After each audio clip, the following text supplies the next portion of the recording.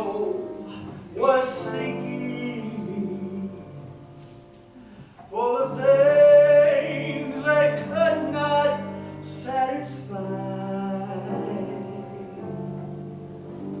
That was when I heard sweet spirit say, drink from my well that never will run dry. Fill my cup, Lord. I lift it up, Lord. Come and quench this thirsting in my soul. Bread of heaven, feed me till I want no more. Fill my cup, Lord, fill it up and make me whole.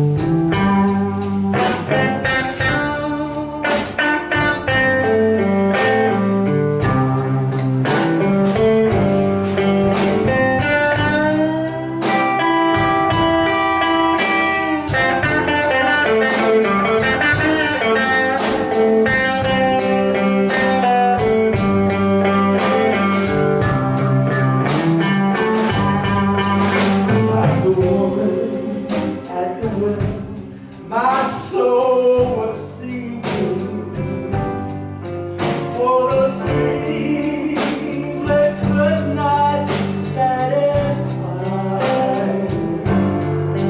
That was when I heard sweet spirit say, drink from my well that never will run dry. Fill my cup, Lord. I lift it up, Lord. Come and quench this thirsting in my soul.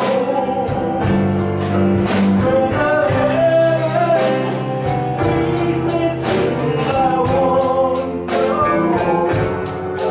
Fill my cup, Lord, fill it up and make me whole. Fill my cup, Lord, fill it up and make me whole.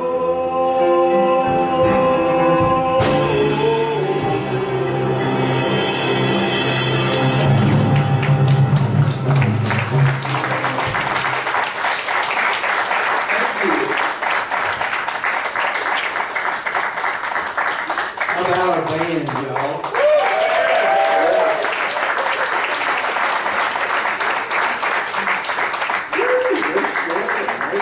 This blessing, we got it going on, you know.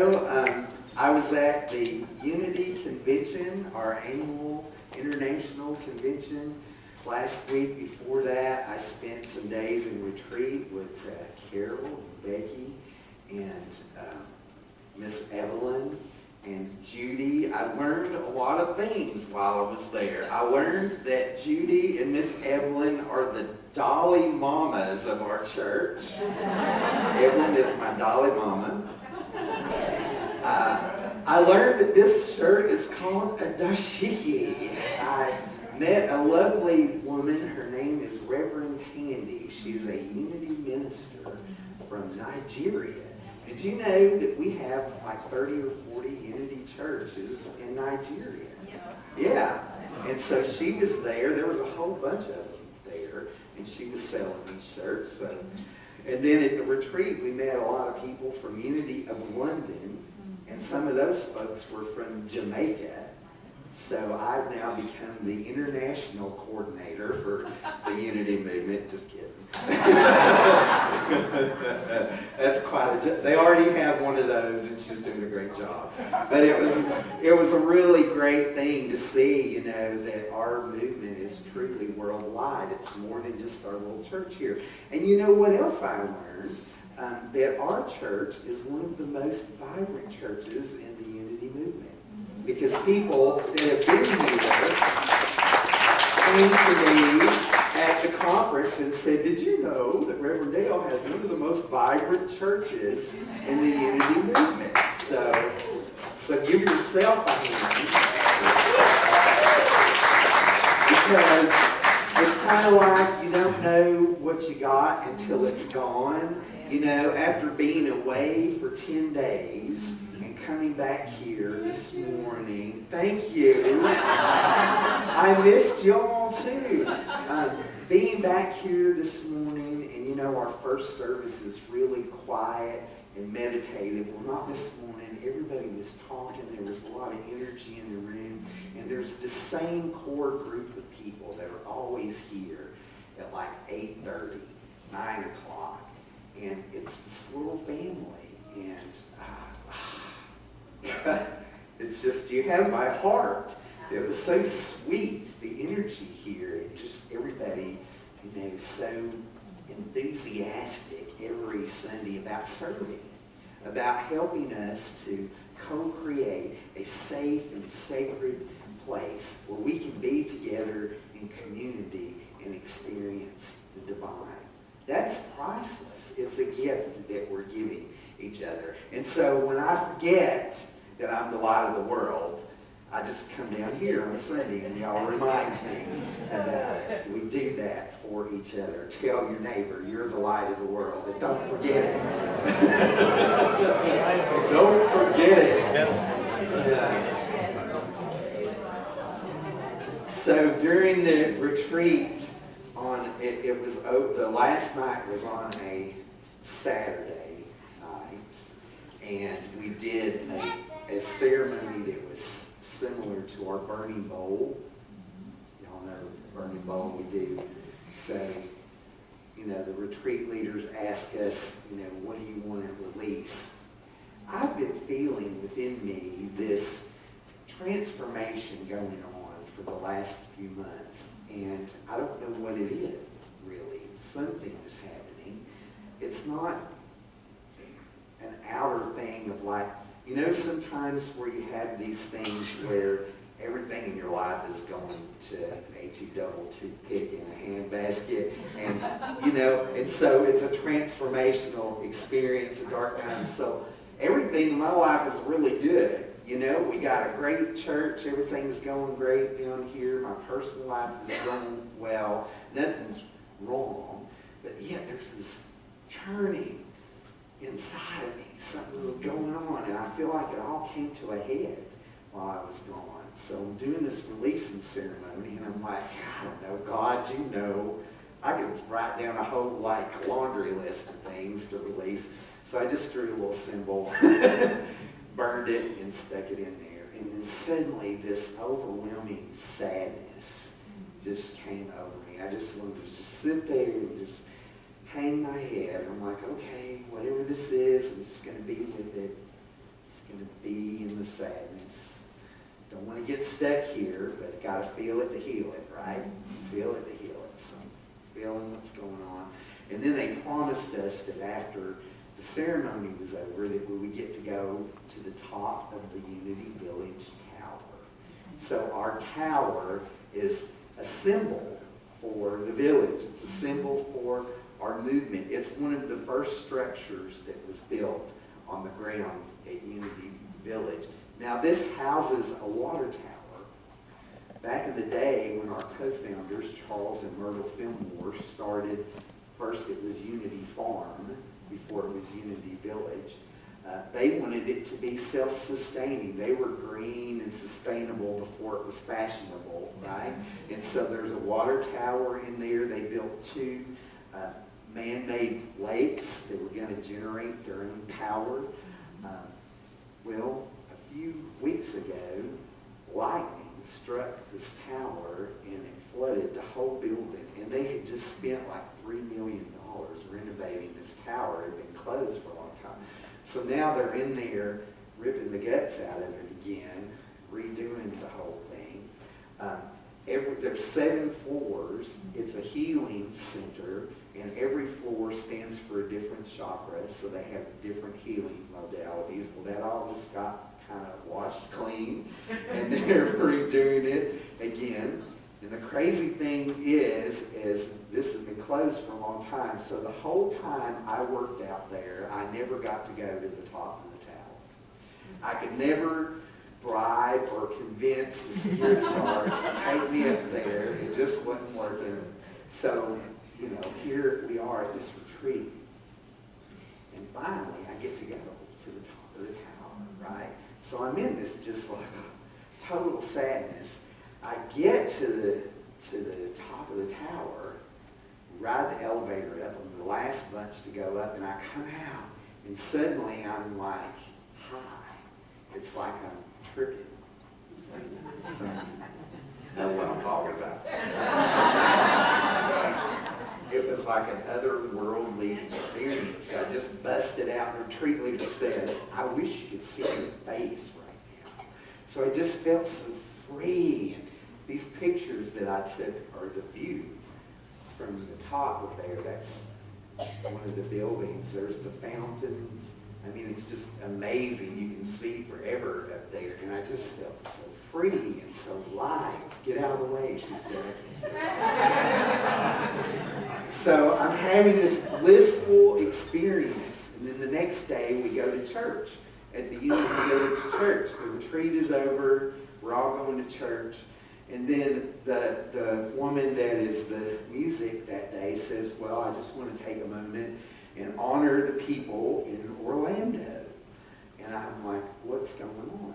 What did I miss? You know, and so then I find out, you know, what happened. And I'm like, my heart just broke. I was devastated, angry, frustrated, a little afraid. So, you know, kind of dealing with that as the week goes on, and then, you know, then I'm at the convention, and so we've got this, like, one day they do a unity flash mob, and I've got a little video that we'll see at the end of the service of people going up and down the escalators at the convention center, and they're all singing the peace song, you know, so I'm like, wow, isn't this cool? And then the next day I hear a story about how 2 of our longtime Unity ministers, one guy I'd known forever, just a beautiful soul, he and his partner were at an Italian restaurant in Overland Park, Kansas with the great-granddaughter of our co-founders, the last Fillmore to be the CEO of Unity Village. And they got kicked out of the restaurant for being gay. The owner, the son, and the bouncer escorted them out, made them pay for their meal without even getting to, and cursed them. Like right in front of them, call them ugly names as they're doing it, right? So I'm like, does this not ever end? Like, is there no end to this? Like, how much do we have to endure? I just really was like, all right, God. Like, we talk about you're all good all the time, you're everywhere present. I need to see you. Like, you need to show up for me right now, because I'm not seeing you very much at all. Like, what, you know, what's happening? What's going on? So I talked to one of the guys the next day. He says that the news has been calling him all day long. He doesn't want to talk to him, doesn't want to be on television, doesn't want to be in the newspaper. And the owners said they realized that they had stepped in it, so now they want to make an apology, a public apology in person. And he's like, no, we're not going to do that. And so they sent him a letter of apology. But the thing is that, you know, we didn't ignore it at the convention. the leader of UWM called the restaurant to talk to it, which I was like, all right, unity. Because one of our things about unity that we get slammed for is that we're just like, oh, it's all in divine order. God, God will handle it. And so we're starting to realize that we need to put some feet to our prayers, that we need to get involved in social justice and take action and stand up and say that there are some things that are not acceptable. God's in everything, and people do things that aren't in alignment with that, right? So I was really proud of that. Then the next day, I get sick, like sicker than I've been in forever. Like I found out when I got home, like 25 or 30 people got some kind of stomach flu or something. So I'm like, good Lord. So I'm feeling like, remember we talked about chemicalization? Like when we're incorporating these new ideas of deeper understanding of truth, sometimes the old ideas don't want to let go. Man, and I had some holding on. They were duking it out in my stomach. Right? So I get through this. I miss some of the day of the convention because I'm in my hotel room. But on my day that I'm traveling back, I'm about to fly back home. Really looking forward to being at home, seeing y'all. I had about an hour on the way to the airport. And so I stopped at the Starbucks not to get some coffee, some sparkling water, and I'm sitting there. I go up to the counter, and there's a chalkboard up there.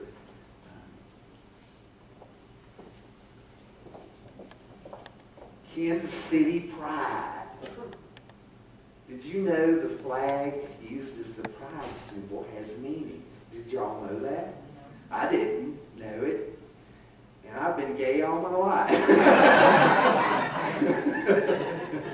I thought, look, does that not remind you of kind of like our 12 powers thing?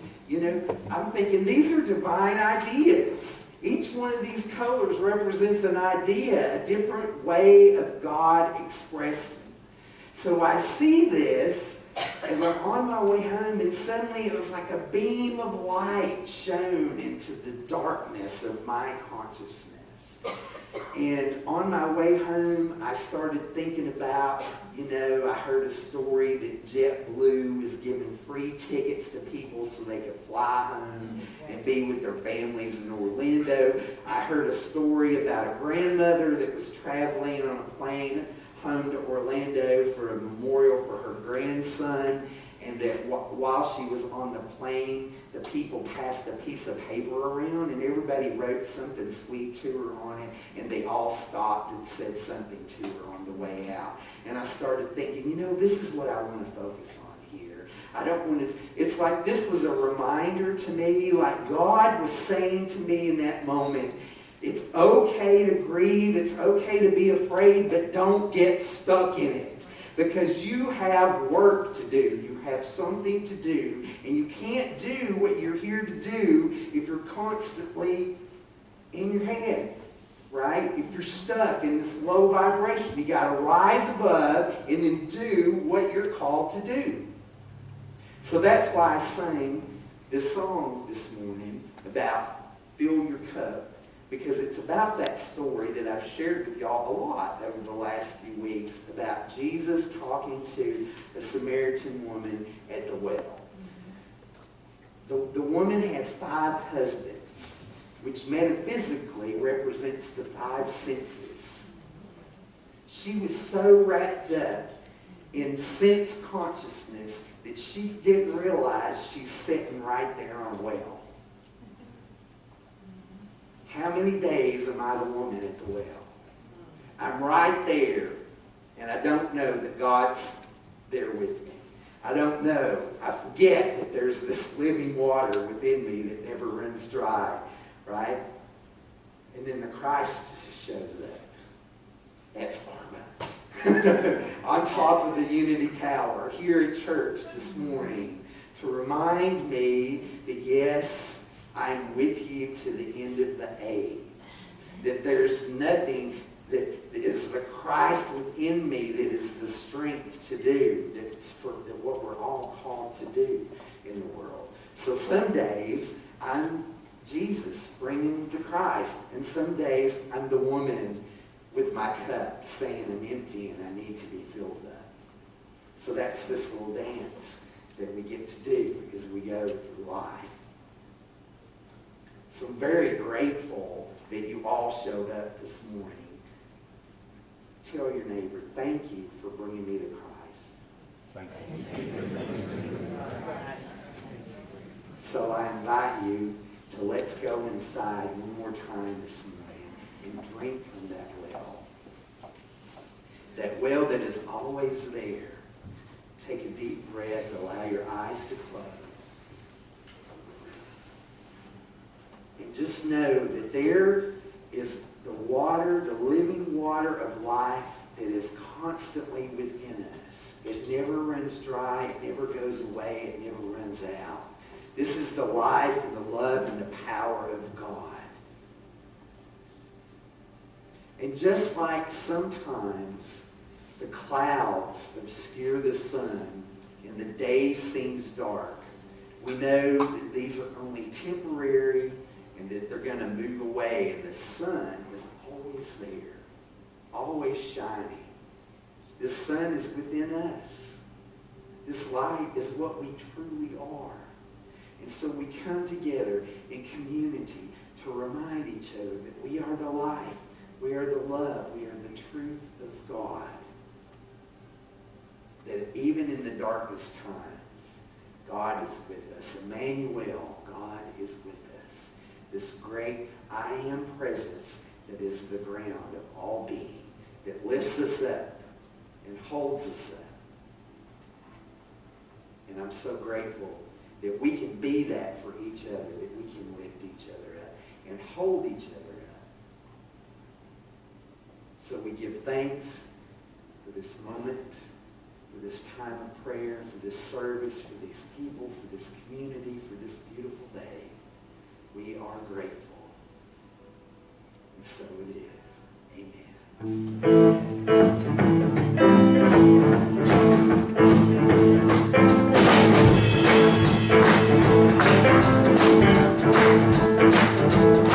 You might be raised on the block. You might have wandered here from afar.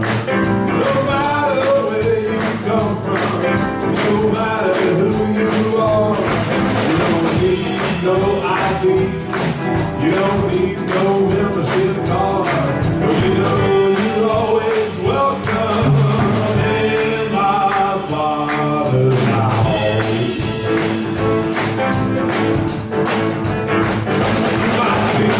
Child of the streets, you might be a rich man's son.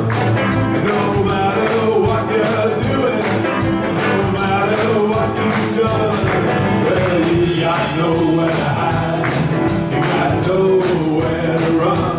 Well, you know that you'll find shelter in my Father's house.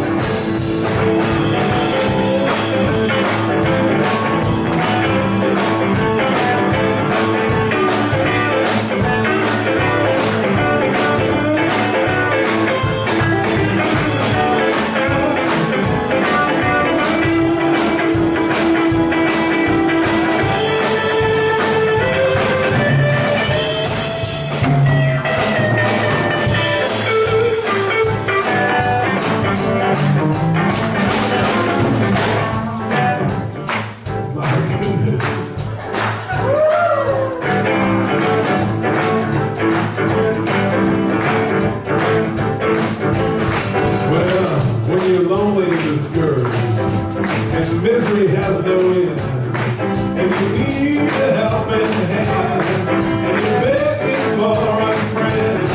You know you're gonna find one, I guarantee it's true. You know you're always welcome in my Father's house.